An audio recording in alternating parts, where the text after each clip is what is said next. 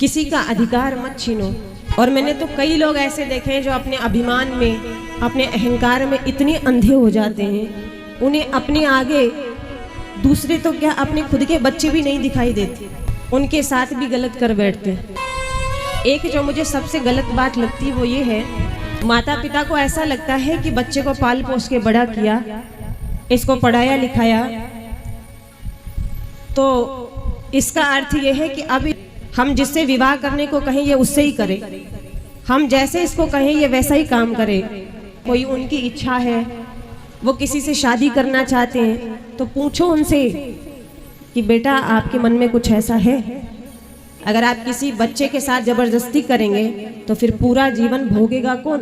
इसलिए युग के हिसाब से थोड़ा थोड़ा परिवर्तन भी होना जरूरी है। ये सब अपनी छाती पे लेके जाएगा तू, जिसके लिए तुझे सही गलत समझ में नहीं आ रहा, जिसके लिए तू दूसरों को कष्ट दे रहा है, क्या ये धन दौलत तू लेके जाएगा। एक बार गुरु नानक जी लाहौर गए थे। लाहौर में वहां एक व्यक्ति था जिसका नाम था दूली चंद। वो व्यक्ति दूसरों को बहुत कष्ट देता था, दूसरों का धन छीन लेता था और सबको बहुत दुख देता था। एक बार गुरु नानक जी गए तो वो व्यक्ति जो दूली चंद था वो भी आया। आकर के उसने गुरु नानक जी का जैसे ही दर्शन किया, उसके मन में न जाने क्यों ऐसा भाव आया कि काश ये महाराज मेरे घर चले जाएं, मेरे घर चले, एक बार मेरे घर आकर मुझे दर्शन दे। गुरु नानक जी से कहा उस व्यक्ति ने, महाराज क्या आप हमारे घर पधार सकते हैं, एक बार हमारे घर भी आइए। लोगों ने कहा गुरु नानक जी से कि गुरुदेव ये व्यक्ति बहुत बुरा है, बहुत दूसरों को कष्ट देता है, दूसरों के साथ अन्याय करता है, इसलिए इसके घर मत जाना। गुरु नानक जी बोले कि भैया अगर अच्छों के घर गया तो फिर अच्छे तो अच्छे ही रहेंगे, उनके घर गया तो क्या गया। बात तो तब हो जब किसी बुरे व्यक्ति के घर जाऊं और वो सुधर जाए, तभी तो मेरा संत होना सफल होगा। और गुरु नानक जी उस दूली चंद के घर पहुंच गए। जैसे ही उसके घर गए, देखा उस जगह एक नियम था कि इस जगह पे, इस गांव में जो भी व्यक्ति सबसे ज्यादा पैसे वाला है, जिसने बहुत सारा धन इकट्ठा किया है, जिसने सबको कष्ट दिया है, उस व्यक्ति के छत पर एक एक झंडा गाड़ दिया जाता था। अब इस दूली चंद के छत पर इतने झंडे गड़े हुए थे, इसने इतने लोगों को लूटा, इतने लोगों को कष्ट दिया, इतनी प्रताड़नाएं दी लोगों को, इसकी पूरी छत झंडों से भरी थी। गुरु नानक जी उसके घर गए और उसके घर बैठकर थोड़ा सत्संग किया और उस व्यक्ति से कहा, भैया मैं तुझसे और कुछ भी नहीं चाहता, बस एक काम कर दे। दूली चंद ने कहा कि महाराज मेरे घर में आप पधारे, आपका बहुत बहुत धन्यवाद। आप बताइए मैं आपकी क्या सेवा करूं, और मुझे कुछ ऐसी चीज प्रदान कर दीजिए ताकि मेरा उद्धार हो जाए। तो गुरु नानक जी ने कहा, भैया हमें और तो कुछ नहीं चाहिए।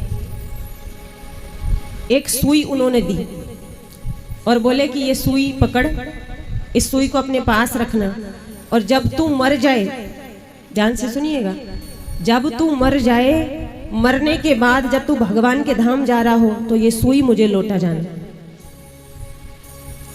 उसने कहा हाँ महाराज ठीक है मैं दे दूंगा। गुरु नानक जी दरवाजे तक ही पहुंचे थे, वो भागा भागा पैरों में लिपट गया। महाराज मुझे कुछ समझ नहीं आया, आप क्या कह रहे थे। आपने कहा कि ये सुई मुझे लौटा देना, तो एक बात बताओ, ये सुई मरने से पहले लौटानी है कि मरने के बाद लौटानी है।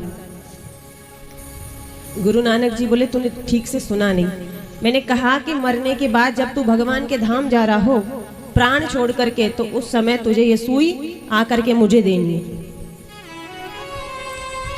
वो दूली चंद बोला, महाराज ऐसा भी कोई होता है क्या अरे जब मरूंगा तो मरने के बाद तो सब चीज़ें यहीं छूट जाएगी। जब मैं सुई ले जा ही नहीं सकता तो आपको लौटाऊंगा कैसे? गुरु नानक जी ने कहा बस भैया, जब तू सुई तक नहीं ले जा सकता तो ये जो धन दौलत इकट्ठा करके लोगों को कष्ट दे रहा, क्या ये सब अपनी छाती पे लेके जाएगा तू? जिसके लिए तुझे सही गलत समझ में नहीं आ रहा, जिसके लिए तू दूसरों को कष्ट दे रहा है, क्या ये धन दौलत तू लेके जाएगा? उस दिन से उस व्यक्ति ने सारे गलत काम छोड़ दिए और उसका जीवन भगवान के चरणों में लग गया। कहने का भाव ये है कि कभी भी अपने कर्मों से ऐसा काम मत करो कि आपकी वजह से किसी व्यक्ति के साथ गलत हो। किसी का अधिकार मत छीनो, वरना ये एक ना एक दिन आपको भोगना पड़ेगा। और मैंने तो कई लोग ऐसे देखे हैं जो अपने अभिमान में, अपने अहंकार में इतने अंधे हो जाते हैं, उन्हें अपने आगे दूसरे तो क्या अपने खुद के बच्चे भी नहीं दिखाई देते, उनके साथ भी गलत कर बैठते हैं। एक जो मुझे सबसे गलत बात लगती है वो ये है, माता पिता को ऐसा लगता है कि बच्चे को पाल पोस के बड़ा किया, इसको पढ़ाया लिखाया, तो इसका अर्थ ये है कि अब इसको हमारे इशारों पे ही चलना पड़ेगा।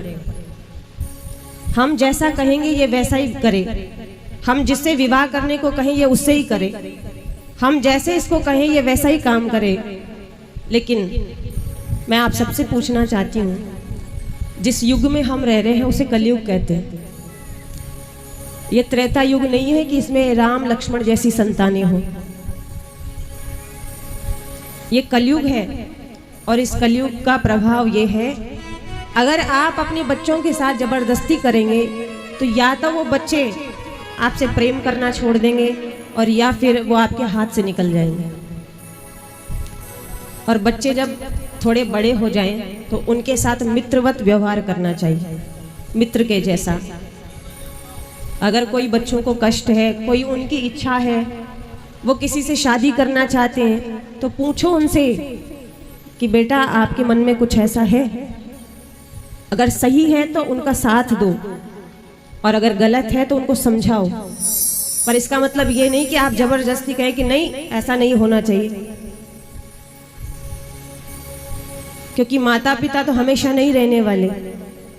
एक उम्र के बाद उन्हें तो घर संसार छोड़ के जाना ही पड़ेगा।